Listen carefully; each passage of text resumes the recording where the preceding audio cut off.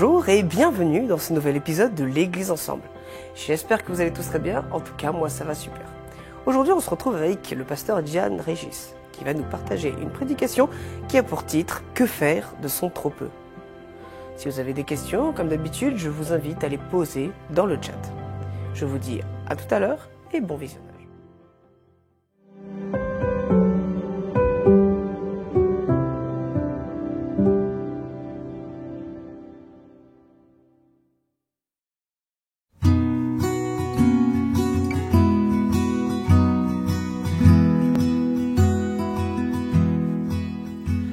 Quel repos céleste, Jésus, d'être à toi pour la mort et la vie. Dans les jours mauvais, de chanter avec foi, tout est bien. Ma paix est infinie. Quel repos,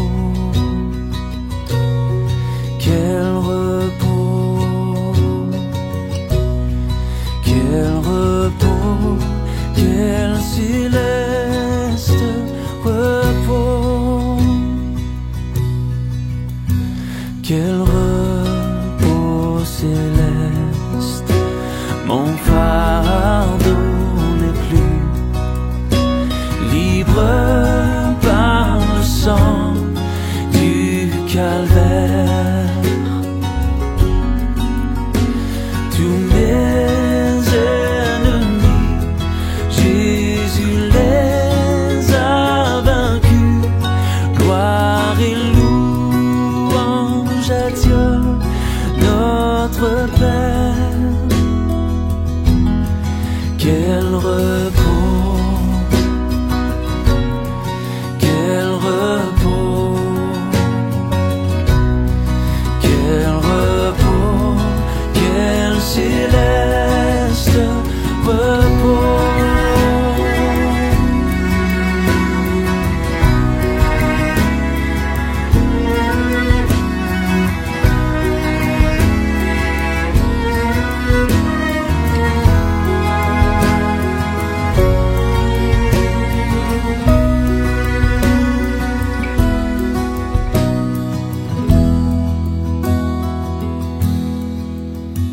Quel repos céleste qu'enfin, Seigneur, auprès de toi j'aurai ma place. Après les travaux, les combats, la douleur, à jamais je pourrai voir ta face. Quel repos, quel repos, quel repos, quel céleste repos, quel repos, quel repos, quel repos, quel céleste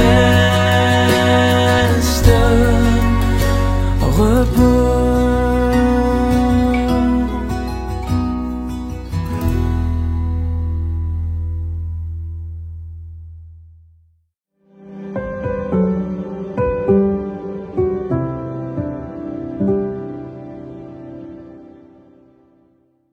Que faire de notre trop peu? Marc 6, versets 37 et 38. Mais il leur répondit, donnez-leur vous-même à manger. Qu'est-ce que 5 pains et 2 poissons pour la quantité de personnes assemblées ce jour-là autour de Jésus et ses disciples? Le texte biblique nous parle de 5000 hommes sans compter les femmes et les enfants. Peut-on rassasier cette foule avec seulement 5 pains et 2 poissons? Humainement, ce n'est pas possible, non. Même s'ils achetaient pour 200 deniers de pain, cela ne suffirait pas. La solution? Eh bien, renvoyer cette foule, que chacun se débrouille pour se nourrir par lui-même. Que faire quand on a si peu? Que faire de ce peu que nous avons et qui peut sembler si dérisoire au regard de ce qui est attendu de nous? Que faire quand visiblement les ressources dont nous disposons ne nous permettent pas de subvenir à nos besoins? C'est une question à laquelle j'ai eu à faire face à plusieurs niveaux dans ma vie.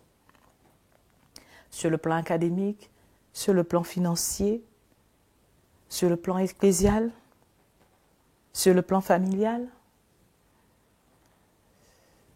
Que faire quand on regarde l'immensité de la tâche qui est devant nous et qu'on a si peu de moyens? On se sent si petit. Face à une telle situation, la peur s'installe, à des degrés divers, il est vrai, mais elle s'invite. La peur de manquer, peur de ne pas avoir assez pour satisfaire un besoin fondamental ou un besoin que l'on jugerait fondamental. La peur du manque. Voilà la situation dans laquelle se retrouvent les disciples dans ce récit. La peur du manque a souvent rapport avec nos besoins fondamentaux ou ce que nous pensons être un besoin fondamental. Ici, il s'agit d'assouvir un besoin physiologique, manger. On est donc bien ici dans la liste des besoins fondamentaux que Maslow a mis en exergue avec sa pyramide. Et face à cette situation, il y a un manque. Et cette manque peut générer une peur. Une peur qui va inspirer trois réactions, qui va nous inspirer trois réactions. La fuite, la lutte ou l'inhibition. Oui, selon la pyramide de Maslow, nous avons des besoins liés à notre physiologie, à la sécurité, à l'appartenance et à l'estime de soi. Et quand ces besoins ne sont pas comblés, il y a un manque. Voyons le récit de Marc de plus près. Marc, c'est un évangile qui va droit à l'essentiel. Il se contente simplement de relater les faits. Le chapitre 6 qui nous intéresse commence par montrer Jésus qui quitte Nazareth parce que les gens de sa patrie ne voient en lui que le fils de Marie, celui dont les sœurs et frères vivent parmi eux, un simple homme. Et ils ont du mal à le considérer, à sa juste valeur. Limité dans son action à Nazareth, il finit par partir. Quel contraste avec les villages d'alentour qui ont faim et soif de ce que Jésus leur apporte.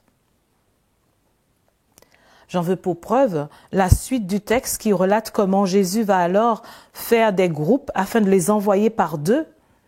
Lisons les versets 7 à 13. Il leur donne des recommandations et l'équipement dont ils ont besoin pour aller dans la mission. Quand Jésus appelle, il équipe chacun pour accomplir sa part. Il ne nous laisse pas partir sans nous fournir le nécessaire.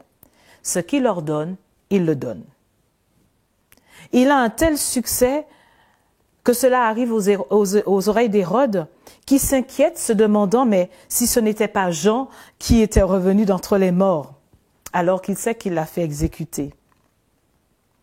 Ainsi, la mission n'est pas sans présenter quelques dangers, semble vouloir nous faire comprendre Marc. On peut même y perdre sa vie. Mais n'oublions pas les paroles de Jésus. Celui qui perd sa vie à cause de moi et de la bonne nouvelle la retrouvera. Marc 8, verset 35. À partir du verset 30, nous retrouvons les disciples qui reviennent satisfaits de leur mission, quoique un peu fatigués et affamés pour certains qui n'avaient pas pu manger. Jésus leur propose du repos. Il les amène à l'écart dans un lieu désert. C'est le temps du repos, du bilan personnel. Jésus est conscient de l'investissement qu'il nous demande. Il est conscient des efforts qui doivent être fournis pour mener à bien la mission. Et il ne fait aucun reproche, juste du repos, le calme, la relation avec lui. Quelle sollicitude de la part du Maître. Quelle bonté et quel exemple pour nous. Comment traitons-nous nos collaborateurs, ceux qui sont parfois fatigués, ceux qui n'en peuvent plus? Entendons-nous seulement leurs plaintes? Les prenons-nous en considération? Moi, j'aime ce Dieu qui me dit, ce que nous lisons dans Matthieu 11, verset 28, « Venez à moi, vous tous qui êtes fatigués et chargés, et je vous donnerai du repos. » Rappelons-nous l'histoire d'Élie dans l'Ancien Testament. Élie était fatigué, épuisé, et voulait tout arrêter. Mais Dieu va l'interpeller et va lui donner de la nourriture pour qu'il reprenne des forces et continue la mission sans l'accabler. Poursuivons notre récit. Cependant, Jésus et ses disciples sont des gens célèbres et certains les reconnaissent, nous dit Marc, et décident de suivre le bateau et même de le devancer. Jésus est alors ému de compassion, où littéralement il est profondément ému par cette foule qui est là. Il ressent son besoin d'être conduite, sa soif de Dieu. Jésus s'exécute et se met à les enseigner. Au verset 35, les disciples veulent renvoyer la foule car ils estiment ne pas être en mesure de la nourrir. Ils sont pourtant en présence de Jésus. Ils reviennent de mission. Et là, ils baissent les bras. Ils abandonnent après tout ce qu'ils ont vécu avec Jésus, après tout ce qu'ils ont vécu eux-mêmes dans la mission, parce qu'ils sont revenus heureux de ce qu'ils avaient vécu dans la mission. Et là, ils sont prêts à abandonner. Ils pensent peut-être être parvenus à la limite de ce qu'ils peuvent donner. Ils ne peuvent plus donner, alors ces personnes doivent rentrer chez elles. Nous sommes parfois comme les disciples, pensant que nous ne pouvons plus continuer, que nous n'avons plus de ressources, que nous ne pouvons plus avancer, que nous ne pouvons plus rien faire. Il faut abandonner. La réponse de Jésus au verset 37, « Donnez-leur vous-même à manger ». Mais c'est notre mission. Jésus insiste, « C'est vous qui leur donnerez à manger. Ils n'iront nulle part. Ils vont rester et vous allez les nourrir. » Waouh! Mais nous n'avons plus rien, nous n'avons rien. Comment les nourrir? Réponse des disciples, ok, ben c'est donc à nous de partir.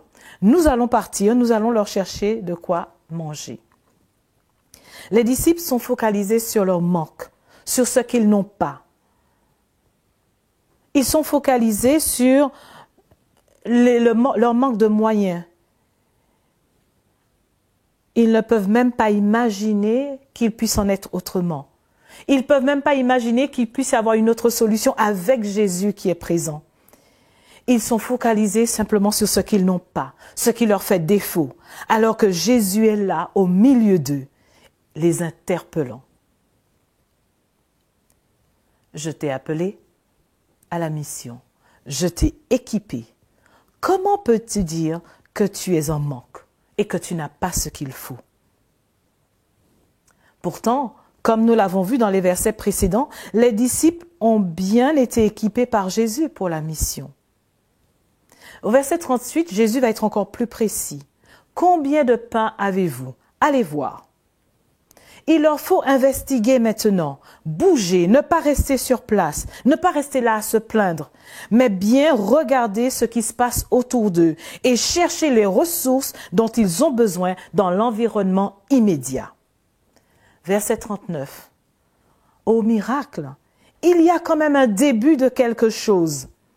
Ce quelque chose, c'est peu, vraiment peu pour tout ce petit monde, mais il l'emmène à Jésus. Un petit garçon qui avait emmené de quoi manger, il avait été prévenant. Ce détail nous est rapporté par l'évangéliste Jean. Il y avait un petit garçon, nous dit Jean, qui avait 5 pains d'orge et 2 poissons. Mais qu'est-ce que cela pour tant de gens? Ces 5 pains et ces 2 poissons vont être confiés à Jésus et cela va faire toute la différence. Car avec ce peu, Jésus va faire de grandes choses. Il va faire un miracle.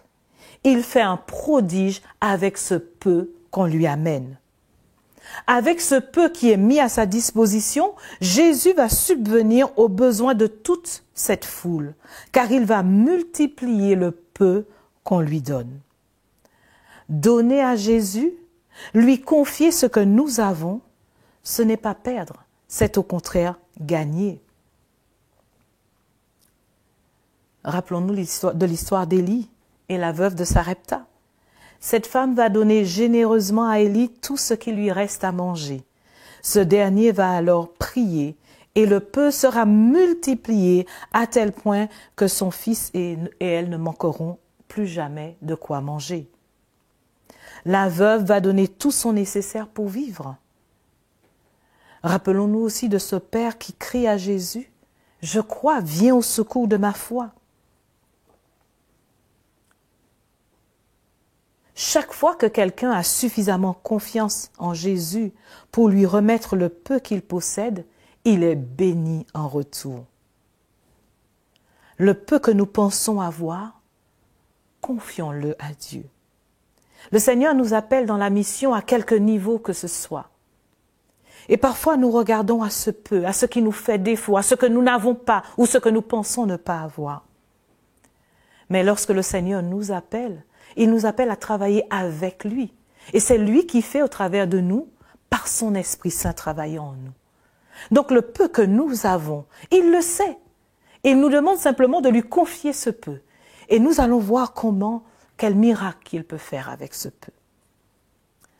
Alors nous pouvons penser ne pas avoir suffisamment de temps, ne pas avoir suffisamment de force, ne pas avoir assez de connaissances, ne pas avoir assez d'énergie, de vision, ne pas avoir assez de patience, de persévérance, de foi. Quel que soit ce que nous pensons ne pas avoir en assez grande quantité, confions-le à Dieu, amenons-le à Dieu en toute humilité et lui dire, Seigneur, je n'ai pas beaucoup, mais ce que j'ai, je te le donne. Et nous allons voir ce que Dieu va faire avec ce peu que nous lui confions. Chacun, nous avons un peu que nous estimons insuffisant pour que nous nous engagions avec Christ. Nous avons un peu que nous estimons ne pas être suffisant, un peu que nous estimons parfois être tellement dérisoire en lien avec la mission qui nous est confiée, un peu que nous estimons ne pas être à la hauteur. Mais ce peu, Jésus nous dit que nous pouvons le lui confier et il va le multiplier. Ce qui nous semble tellement parfois dérisoire, qu'on ne se rend même pas compte que c'est là, on ne se rend même pas compte que cela existe en nous, eh bien Dieu peut l'utiliser. Jésus nous dit, regarde bien au fond de toi, cherche le peu que tu trouves et confie-le-moi. Partage-le avec moi. La situation finale, eh bien, il va rester 12 paniers, un pour chaque disciple. Et tout le monde a été rassasié. Et ceux qui avaient pu avoir faim au départ parmi les disciples vont aussi pouvoir manger. Oui. Chers amis, chers frères et sœurs, parfois nous voyons que tout autour de nous est petit. Quand nous pensons parfois à la mission à laquelle Dieu nous appelle, nous nous voyons tellement petits face à cette mission. Parfois, il m'arrive de réfléchir et de me dire, Seigneur, est-ce que je serai à la hauteur de tout ce que tu attends de moi? Et alors, je me reprends et je me dis, Seigneur, non. Je remets entre tes mains tout ce que j'ai et je sais que tu feras ce que tu désires. Tu feras ce que tu désires. Et je sais que je pourrai être même surprise. Nous pouvons être surpris et nous allons être surpris de ce que Dieu est capable de faire quand nous lui remettons tout. C'est ce qu'il nous demande, de tout lui remettre, de tout lui confier, de lui faire confiance. Parce qu'il a placé en nous des qualités, il a placé en nous des dons, des talents, qu'il veut utiliser. Alors ne minimisons pas ce que Dieu nous a confié, mais au contraire, apportons-le lui. Et lui disons-lui, Seigneur, je ne sais pas comment faire, mais fais avec moi. Et nous allons multiplier au-delà même de ce que nous aurions pensé.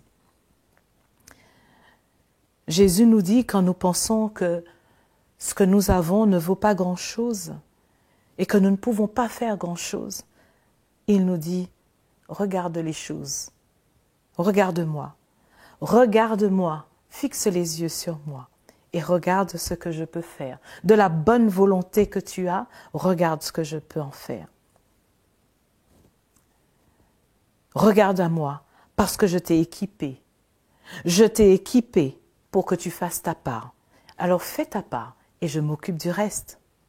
Regarde à moi parce que je multiplierai autant que nécessaire les ressources dont tu as besoin. Prends seulement conscience de ce que tu as, parce que ce que tu as a de la valeur. Ce que tu as et ce que tu es ont de la valeur. Confions cela à Dieu. Nous nous sentons parfois faibles. Nous nous sentons parfois tristes. Nous nous sentons parfois seuls. Nous nous sentons parfois délaissés. Mais Jésus nous dit, regarde à moi et je te guérirai.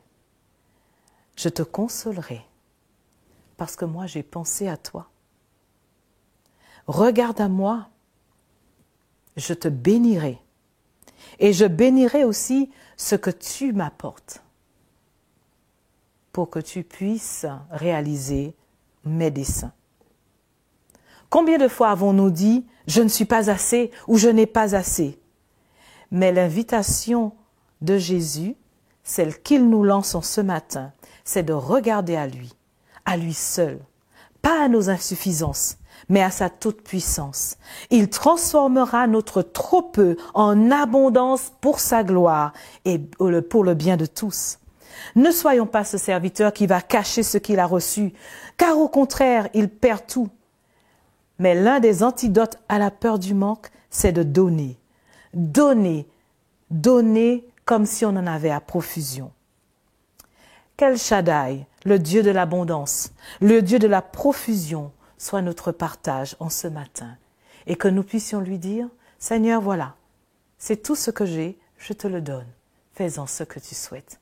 Soyez bénis. Merci à Diane Régis pour ce temps de partage. Vous le savez, vous pouvez donner vos offrandes en cliquant dans le lien qui se trouve en description. Je vous dis bon sabbat et à la semaine prochaine.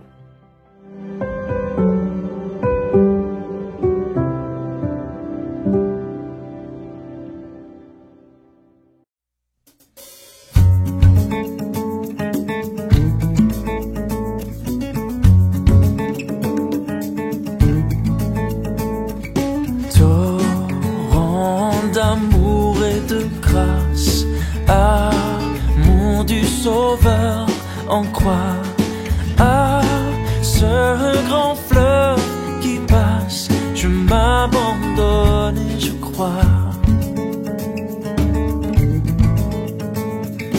Ah, que partout se répand ce fleuve à la grande voix, que entendre l'appel qui vient de la croix. Je crois à ton sacrifice, ô Jésus, agneau de Dieu, et couvert par ta justice, j'entrerai dans le saint lieu.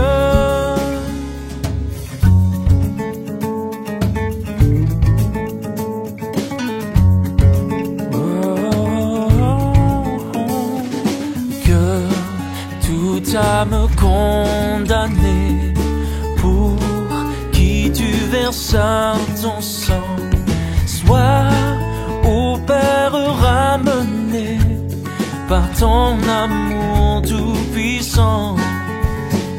Oui, je crois à ton sacrifice, ô Jésus, agneau de Dieu, et couvert par ta justice, j'entrerai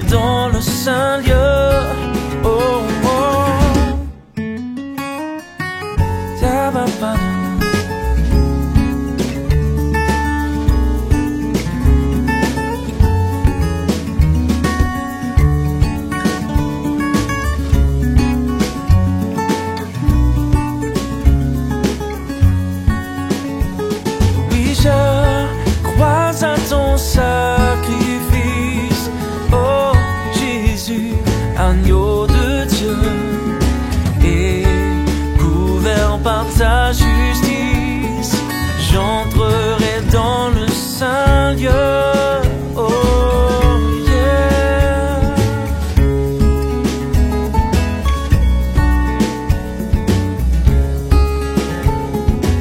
Et couvert par ta justice, j'entrerai dans le saint lieu.